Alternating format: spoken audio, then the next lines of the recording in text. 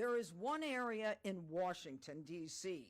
that has seen more than its share of one problem: teen takeovers. These takeovers have terrorized our neighborhoods. They have shut down businesses, and they have wasted hard-earned tax dollars of law-abiding residents who just want to live and work in peace.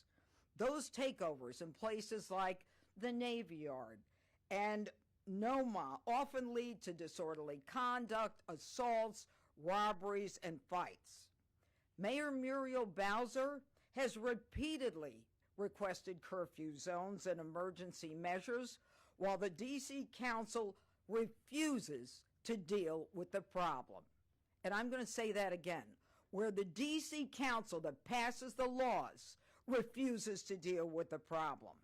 And their lack of action creates an extremely dangerous situation for the people of the district and even the teens themselves. And as we grapple with this problem, there is one area that hasn't been discussed. Parental involvement has been a noted gap in any discussion.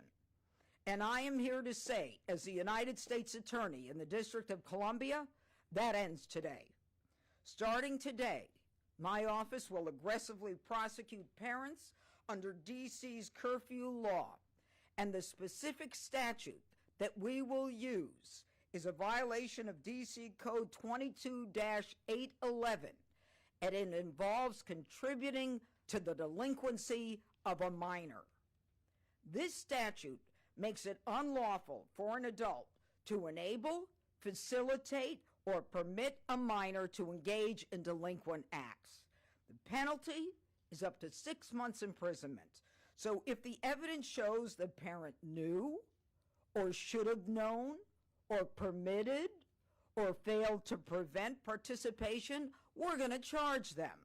And if you drop your kid off and you fail to supervise them, or you let them skip school to join the chaos, you are going to face fines, court-ordered classes, and possible jail time.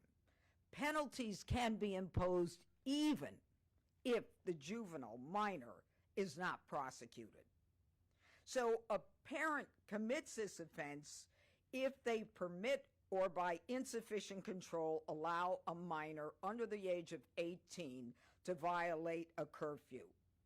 Now, we're going to be asking the Metropolitan Police Department to issue parental citations whenever a minor's curfew violation is tied to a takeover.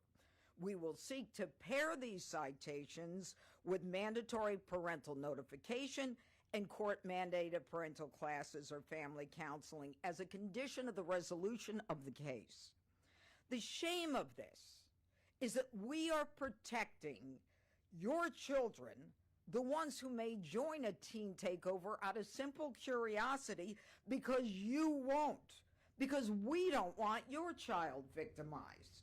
So we now have to step into your shoes, parents, to make sure that your child is not victimized.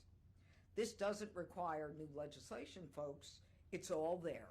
And it sends a clear message to the parents that you must supervise your kids or face criminal consequences.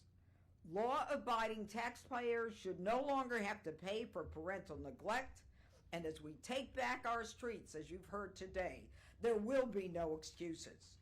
Parents, do your jobs, or we will do ours. And in the end, taxpayers will no longer subsidize the chaos caused by parental neglect. So parents, if you don't control your kids, the district will.